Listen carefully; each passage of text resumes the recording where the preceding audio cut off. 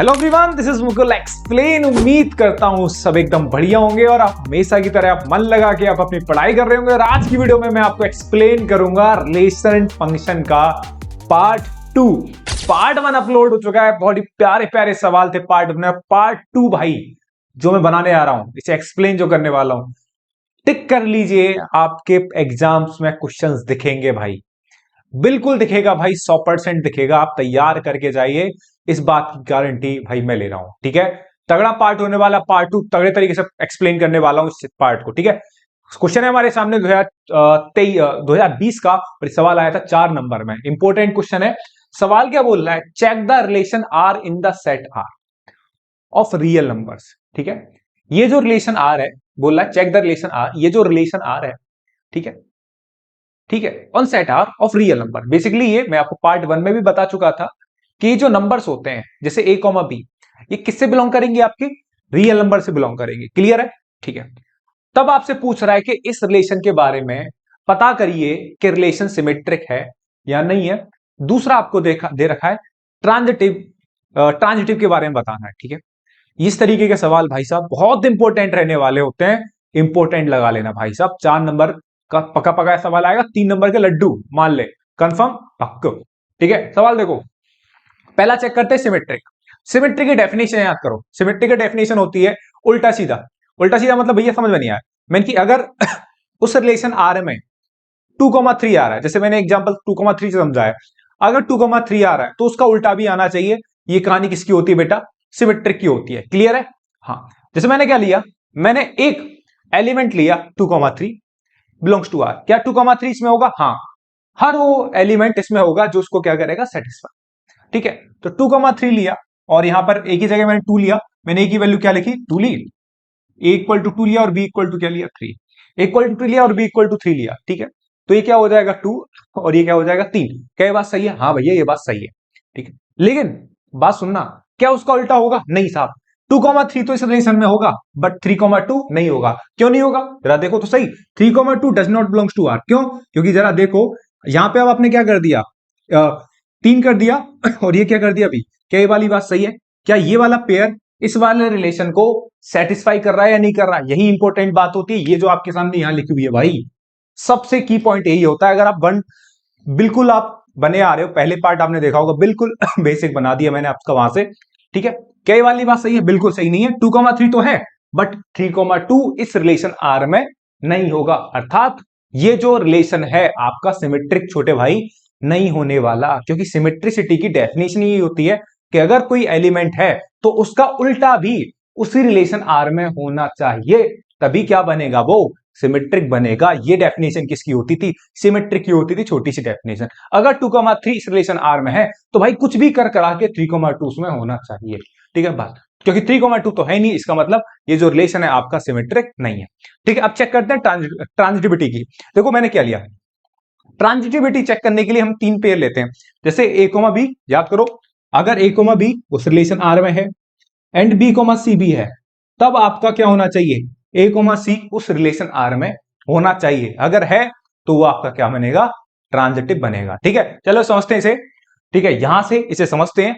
चलिए साहब देखो क्या दे रखा है, मैंने लिया let a comma B and b comma C belongs to R. ठीक है, ये डेफिनेशन मैंने लिख दी आपके सामने। अगर a कोमा बी इस रिलेशन आर में है, a कोमा बी इस रिलेशन आर में है एंड b कोमा सी भी इस रिलेशन आर में है, तब क्या इंप्लाई करेगा कि a कोमा सी भी इस रिलेशन आर में होना चाहिए। ठीक है, चलिए a कोमा बी मैंने माना a कोमा बी इस रिलेशन आर में है, तो इस वाले रिलेशन को सेटिस्फाई करेगा। क्या हो जाएगा? a is less than b या फिर b is greater than a, बात सही। And b comma C, b comma C belongs to R, तो क्या हो जाएगा? b is less than c। Clear है? b is less than c। ठीक है, इसे मैंने 1 माना, इसे क्या माना? 2। अब मैंने क्या देखा, फ्रॉम 1 एंड 2, फ्रॉम 1 एंड 2 क्या हो जाएगा?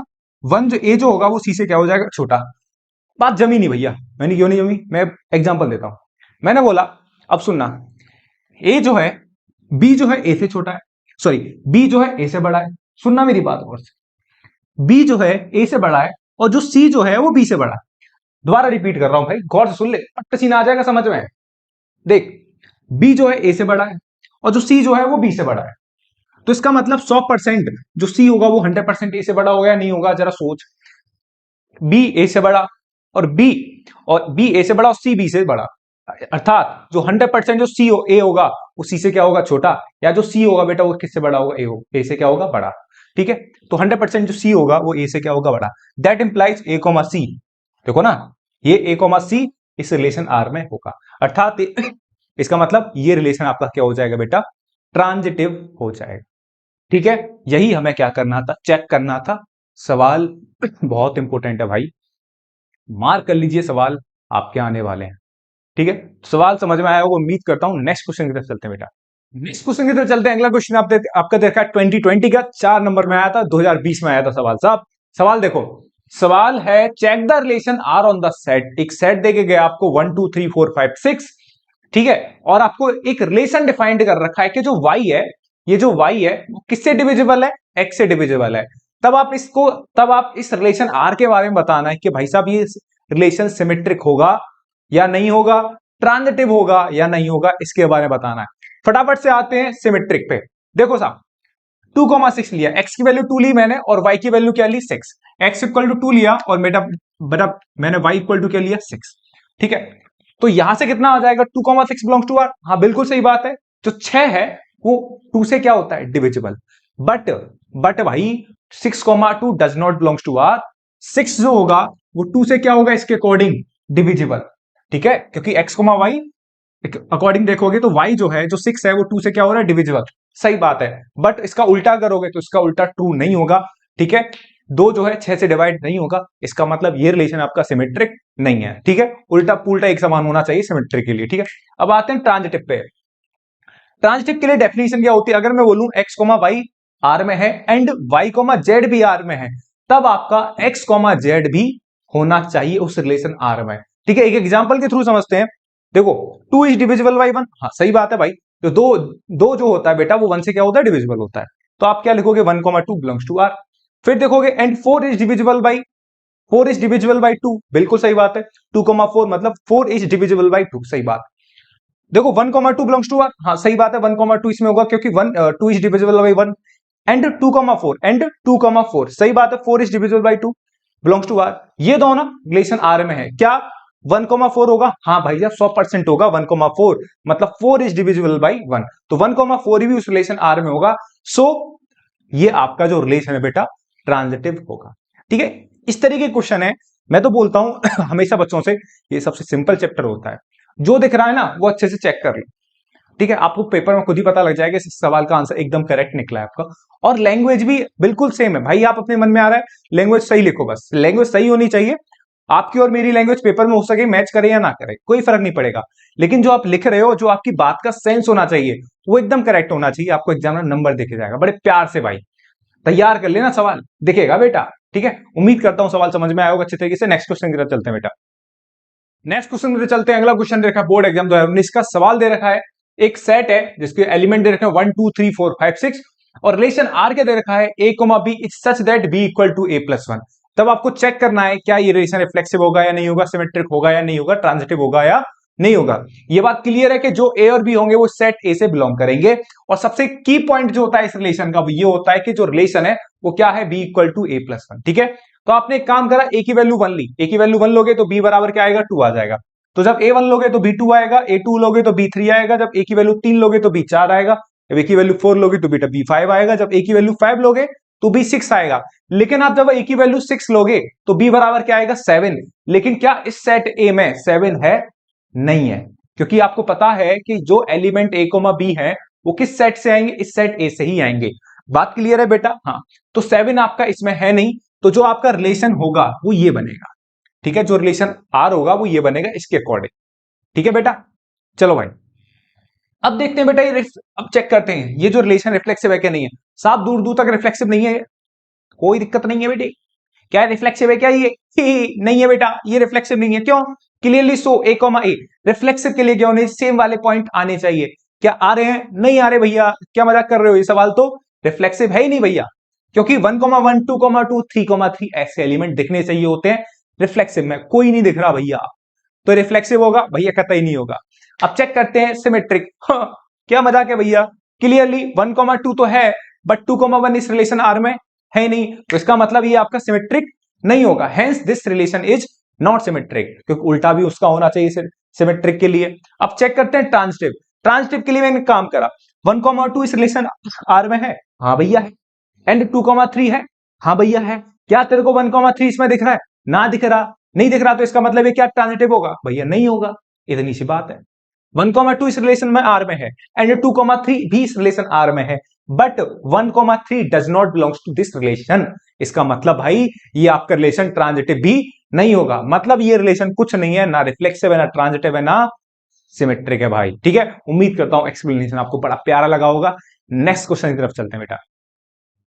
नेक्स्ट क्वेश्चन की तरफ चलते हैं। अगला क्वेश्चन आपको दे रखा बोर्ड एग्जाम 2019 का, और ये क्वेश्चन आपके लिए प्रैक्टिस क्वेश्चन होने वाला है। इस क्वेश्चन में आप खुद दिमाग लगाइए कि ये सॉल्यूशन, ठीक है, जो भी क्वेश्चन आपको दे रखा है, so that the relation R, ये आपको शो करना है ये रिलेशन रिफ्लेक्सिव है एंड ट्रांजिटिव है बट सिमेट्रिक नहीं है। ये क्वेश्चन आपको प्रूफ करना है खुद से।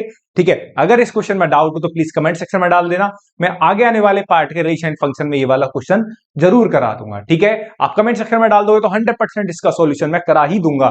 ठीक है, तो ये सवाल आपके लिए होमवर्क है, आप इसमें घर पे दिमाग लगाइए और बड़े आराम से प्रूफ करिए। ठीक है ना, नेक्स्ट क्वेश्चन की तरफ चलते हैं बेटा। नेक्स्ट क्वेश्चन की तरफ चलते हैं। अगला क्वेश्चन दे रखा बोर्ड एग्जाम 2023 का, और ये सवाल आया था बेटा 5 नंबर में। अब देखो ये सवाल, इतना सा बड़ा सवाल आपको 5 नंबर में मिला था, जो कि आपके धूमधाम से 5 नंबर बड़े आसानी से आ सकते हैं। सवाल क्या बोल रहा है, F mapping R to R, एक फंक्शन है आर टू आर में जिसका डोमेन आर है और कोडोमेन भी आर है। डिफाइंड कर रखा है कुछ इस तरीके से कि F X equal to 5x-3/4। तब आपको शो करना है ये function both 1 1 and onto दोनों है भाई। शो करना है ये फंक्शन 1 1 भी है, ऑन टू भी है। पहली कहानी चेक करते हैं बेटा 1 1 की। 1 1 के लिए मैंने पहले फंक्शन कॉपी करा, इसके लिए सबसे बढ़िया मेथड होता है इस क्वेश्चन को 1 1 दिखाने के लिए, डेफिनेशन मेथड। ठीक है, डेफिनेशन मेथड क्या बोलता है कि मैंने x1 x2 दो नंबर लिए, कहां से? सेट ऑफ रियल नंबर पे से। कहां से लेंगे? वो भी डोमेन में से लेंगे। ठीक है, इसके बाद डेफिनेशन बोलती है कि अगर f of x1 equal to f of x2 को अगर बराबर डाला जाए, तब अगर x1 और x2 आपस में बराबर आ गया तो समझ जाना भाई फंक्शन कैसा होगा, 1 1 होगा। ये मैंने आपको डेफिनेशन से रूबरू करा दिया भाई अच्छे तरीके से। अगर f of x1 equal to f of x2 करा आपने रखा, और इसके बाद x1 और x2 इंप्लाई कर गया कि दोनों आपस में क्या है, तो फंक्शन 1 1 होगा। तो आपने क्या करा, f ऑफ x1 निकाला। f ऑफ x1 कितना आ गया, 5x1-3/4। f ऑफ x2 क्या आ गया, ये आ गया, और दोनों को आपने इक्वल रखा, दोनों को इक्वल करा, तो ये 4 से 4 कटा। देखो ये 4 से 4 जाएगा, ये -3 से -3 जाएगा, और ये 5 से 5 जाएगा। तो यहां से x1 इक्वल टू क्या आ गया, यहां से x1 इक्वल टू x2 आ गया। तो ये फंक्शन क्या बन जाएगा भाई, हेंस दिस फंक्शन इज 1 1। इतनी सी कहानी। अब आते हैं चुपचाप ऑन टू पे। ऑन टू देखो, ऑन टू चेक करने के लिए हमें रेंज निकालनी होती है। क्या निकालनी होती है बेटा, रेंज निकालनी होती है। अगर रेंज और कोडोमेन, रेंज और कोडोमेन, जो हम रेंज मतलब वैल्यूज ऑफ y होती है। क्या होती है बेटा, वैल्यूज ऑफ y। अगर रेंज और कोडोमेन बराबर आ गए तो फंक्शन क्या हो जाएगा, आपका ऑन टू हो गया। सबसे बढ़िया मेथड होता है, पता नहीं लोग क्या क्या लिखते रहते हैं कि भाई रट लो ये वाली बात। अब कुछ नहीं रटना भाई, गणित है भाई, ये सब चीज समझ समझ के चलनी है। आप रेंज निकालो, अगर रेंज कोडोमेन के बराबर आ गई, जो कि हमेशा देखे जाता है कोडोमेन, तो आपका सीधा फंक्शन क्या हो जाएगा, ऑन टू हो जाएगा। देख देना बस ये बात, नंबर मिलेंगे 100%। अगर नहीं है रेंज और कोडोमेन बराबर, तो फंक्शन क्या होगा, ऑन टू नहीं होगा। इतनी सी बात आप कॉपी पे प्यार से लिख लो भाई। अब देखो आपको क्या करना है, ऑन टू चेक करना है। ऑन टू चेक करने के लिए रेंज निकालते हैं, है ना। रेंज निकालने के लिए आप क्या करोगे, फंक्शन दे रखा था आपको F X equal to 5x-3/4। आप जानते हो कि जो फंक्शन एफ एक्स होता है वो किसके बराबर होता है, वाई के बराबर होता है। तो y इक्वल टू 5x-3/4। यहां तो कोई दिक्कत नहीं है, सवाल मैंने सिर्फ सवाल ही कॉपी करा है। अब ऑन टू रेंज निकालने के लिए बेटा हम क्या करते हैं, बात गौर सुनना, जो मैं बात बोल रहा हूं ना, ये 2-3 बात अगर आपके पकड़ में आ गई, समझ जाना रिलेशन एंड फंक्शन से कैसा सवाल भी आ जाए वो आप कर दोगे, बिना तो रुके कर दोगे भाई। यहां आपने F X equal to Y करा, तो वाई इक्वल टू कितना आ गया, 5x-3/4। इसके बाद आपको एक्स की वैल्यू निकालनी है इन टर्म्स ऑफ वाई। बात समझ में आ रही है भाई। इसके बाद हमें क्या करनी है, एक्स की वैल्यू निकालनी है इन टर्म्स ऑफ वाई। इसके बाद एक्स की value in terms of Y निकालो भैया। तो ये क्या करा, कैसे निकालोगे, 4y गया, 4y इक्वल टू कितना आ गया, 5x-3। कितना आ गया, 4y इक्वल टू 5x-3। इस 3 को आप इधर लेके जाओगे तो 5x इक्वल टू कितना आ गया, 4y+3। और 4 से डिवाइड लगाओगे तो x, सॉरी 5 से डिवाइड लगाओगे तो यहां से x इक्वल टू कितना आ गया, 4y+3/5। तो यहां से आ गया, ये x आ गया। अब देखो रेंज कैसे निकालते हैं भैया, कुछ दिक्कत नहीं है। रेंज में इसका डोमेन ही क्या है, इसका डोमेन क्या है R, ठीक है, डोमेन क्या है इसका R। रेंज निकालते हैं। देखो रेंज कैसे निकालोगे, कैसे निकालते थे, क्या y की कोई ऐसी वैल्यू है, आप थोड़ा सा याद करो 11th के लिए, थोड़ा सा याद करो। क्या आप y की वैल्यू, क्या आपके पास y की कोई भी ऐसी वैल्यू है जो यहां रखूं जिससे x क्या हो जाए, नॉट डिफाइंड हो जाए? क्या ऐसी वैल्यू है? आप बोलोगे नहीं। अगर सपोज करो ये इस तरीके से कहानी बनती, मैं आपसे सपोज करवा रहा हूं, सपोज इस तरीके से कहानी बनती 4y प्लस 3 अपॉन 4y, ठीक है, 4y प्लस 1, सपोज इस तरीके से बनता आपके सामने। सपोज करो x की वैल्यू कुछ ऐसे आती, तो मैं आपसे पूछता, कोडोमेन आपसे यही होता, कोडोमेन आपका यही होता, और मैं आपसे पूछता क्या आपके पास y की कोई वैल्यू ऐसी है जो मैं यहां रखूं, जो मैं यहां रखूं? बस ये समझिए जो मैं आपको समझाना चाह रहा हूं। क्या आपके पास कोई y की वैल्यू है? मैं आ गया चुपचाप तेरे कान में गया, बोल के आया, क्या बेटा तेरे पास y की कोई ऐसी वैल्यू है जो मैं यहां रखूं और यहां रखने पर x नॉट डिफाइंड हो जाए? तो आप बोलोगे हाँ भैया है ना। मैंने कि क्या, कि भैया y इक्वल टू -1। मैंने कि क्यों? क्योंकि भैया y इक्वल टू -1 रखने पर डिनोमिनेटर क्या हो जाएगा, 0। मैंने कि सही पकड़ा, डिनोमिनेटर क्या हो जाएगा बेटा, 0, जो कि नहीं होना चाहिए। तो आप क्या बोलोगे, भैया सब कुछ ले लो, y की सारी वैल्यू ले लो बट -1 मत लो। याद करो हम ऐसे निकालते थे वहां पे क्लास 11th में, क्लास 11 से तो समझा रहा हूं भाई, ठीक है, रटा नहीं रहा, ठीक है। हाँ, क्या यहां पर कुछ ऐसा है? आप बोलोगे नहीं, कुछ नहीं है। यहां क्या, खुला खेल, याद आया पार्ट 1 की, खुला खेल है यहाँ, बिल्कुल खुला खेल दौड़ाओ। तो इसका मतलब, खुला खेल का मतलब इस फंक्शन की जो रेंज हो जाएगी, रेंज ऑफ फंक्शन इज क्या हो जाएगी, आर। आर का मतलब रियल नंबर, और कोडोमेन भी क्या दे रखा है, कोडोमेन भी क्या दे रखा है, रियल नंबर। इसका मतलब रेंज और कोडोमेन क्या हो गए बेटा, इक्वल हो गए। और जैसे रेंज और कोडोमेन बेटा इक्वल हो जाते हैं तो फंक्शन क्या हो जाता है बेटा आपका, ऑन टू हो जाता है। तो फंक्शन क्या हो जाता है बेटा, ऑन टू। और जैसे ही बेटा फंक्शन आपका ऑन टू हुआ, जैसे ही आपका फंक्शन ऑन टू हुआ, हो गया फंक्शन ऑन टू, इसके बाद क्या है, ठीक है, जैसे ही आपका फंक्शन ऑन टू होगा आपके मजे आ जाएंगे और आपके 5 नंबर भाई बड़े प्यार से आ जाएंगे, ठीक है। तो ये फंक्शन आपका 1 1 भी प्रूफ हो गया, ऑन टू भी प्रूफ हो गया। फटाफट से आपके कितने नंबर मिल जाएंगे आपको बोर्ड एग्जाम में, 5 नंबर मिल जाएंगे भैया। 5 नंबर का सवाल तगड़े तरीके से आपके समझ में आया होगा, ठीक है। अब इस जैसे सवाल आपको बहुत आने वाले हैं। ये सवाल 2023 का था, लाइन लगा दूंगा भाई सवालों की, एक और मैं कराऊंगा, इसके बाद बाकी सारे सवाल मैं आपको प्रैक्टिस के लिए देके जाने वाला हूं, ठीक है ना। करना भाई, 100% करोगे ना? हाँ बिल्कुल सही है। चलो नेक्स्ट क्वेश्चन की तरफ चलते हैं बेटा, नेक्स्ट क्वेश्चन की तरफ चलते हैं। अगला क्वेश्चन भी आपको बोर्ड एग्जाम 2023 का दे रखा, ये सवाल भी भाई साहब 5 नंबर का था। 2 सवाल एक से करा रहा हूं जिससे आपके इस क्वेश्चन में प्रैक्टिस भयंकर वाली हो जाए, ठीक है। सवाल क्या दे रखा है, एक फंक्शन दे रखा है F mapping R2 minus R minus -4/3। ये इसका क्या दे रखा है, डोमेन दे रखा है। क्या आप सारे रियल नंबर ले सकते हो -4/3 को छोड़ के? बेसिकली ये बेटा इसका क्या देके चला गया, डोमेन देके चला गया। रेंज कोडोमेन क्या दे रखा है, इधर जो होता है बेटा कोडोमेन है, और कोडोमेन क्या दे रखा है, set of all real number, ठीक है। हाँ, बी ए फंक्शन डिफाइंड है, और एक फंक्शन बेटा डिफाइंड कर रखा है कुछ इस तरीके से कि एफ एक्स इक्वल टू कितना दे रखा है, 4x/3x + 4, ठीक है। सो दैट ठीक है, ये +4 है, सो दैट तब आपको शो करना है ये फंक्शन आपका 1 1 होगा, ठीक है। तब आपको शो करना है फंक्शन 1 1 होगा। एल्सो चेक वेदर, फिर आपको चेक करना है ये फंक्शन ऑन टू है कि नहीं है, ठीक है। कहानी पिछले क्वेश्चन की तरह चलेगी, ठीक है, धड़ाधड़ क्या करना है आपको, चेक करना है फंक्शन 1 1 है कि नहीं है। तो आपने फंक्शन लिया f(x = 4x/3x + 4), ठीक है भाई साहब। अब आपने 2 नंबर लिए, x1 x2 belongs to real number, इसमें से किसमें से, इसमें से लेने भाई, डोमेन में से। किसमें से लोगे बेटा, डोमेन में से 2 नंबर लोगे, x1 और x2 कहां से, डोमेन में से। अब आप f(x1) और f(x2) को बराबर करोगे, ठीक है। और अगर x1 और x2 बराबर आ जाते हैं तो फंक्शन क्या हो जाएगा आपका, 1 1 हो जाएगा। आपने क्या करा, f(x1) निकाला, ये आया, f(x2) निकाला, ये आया, दोनों को इक्वल करा। दोनों को क्या करा बेटा आपने, इक्वल करा। जैसे ही बेटा दोनों को इक्वल करेगा मेरे छोटे भाई लड्डू, यहां से कितना आएगा, 4x/3x1 + 4, 4x2/3x2 + 4। ये 4 से 4 कटा, ठीक है, या फिर यहीं काट दो, कोई बात नहीं, यहां काट दिया।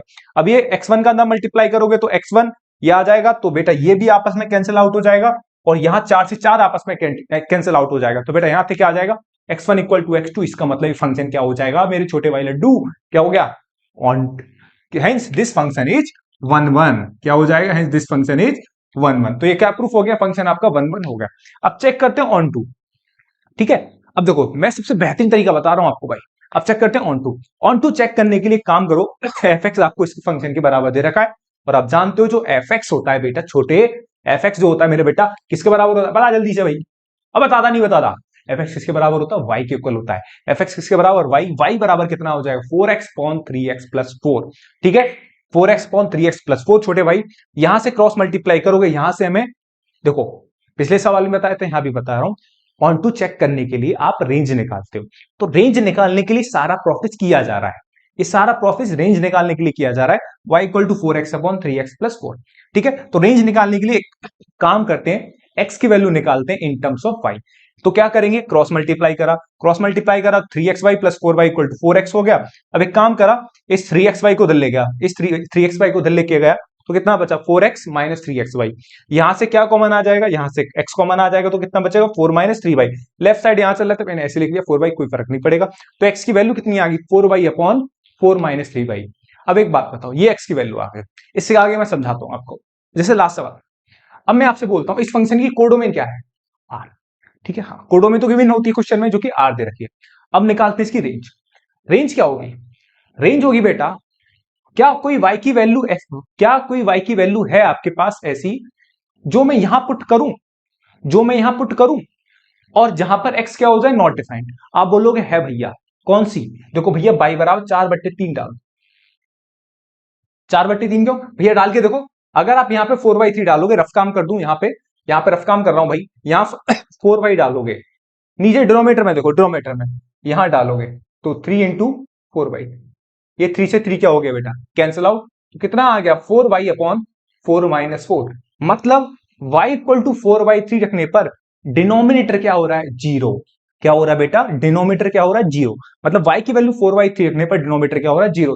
तो आप बोलोगे भैया सारी वैल्यू ले लो, रेंज y की सारी वैल्यू ले लो, रियल नंबर की, बट 4/3 मत लो, क्योंकि 4/3 पे क्या हो रहा है, लफड़ा। क्या हो रहा है बेटा, लफड़ा, डिनोमिनेटर में 0 बनना है। तो आप क्या लोगे, y सब कुछ ले लो भैया, बट 4/3 मत लो। मतलब ये क्या है, इसकी रेंज, ये क्या है इसकी रेंज। रेंज क्या दिखी आपको, रेंज मतलब y की वैल्यू क्या दिखी, सारे नंबर ले लो, बट 4/3 नहीं लेना। बट कोडोमेन क्या है बेटा, r। क्या आपको रेंज और कोडोमेन बराबर दिखे, नहीं दिखे, क्या दिखे, नहीं दिखे। इसका मतलब रेंज जो है कोडोमेन के इक्वल नहीं है, रेंज जो है वो कोडोमेन के इक्वल नहीं है। हेंस, इसके बाद एक ही लाइन लिखनी है तो बिना सोचे समझे, हेंस फंक्शन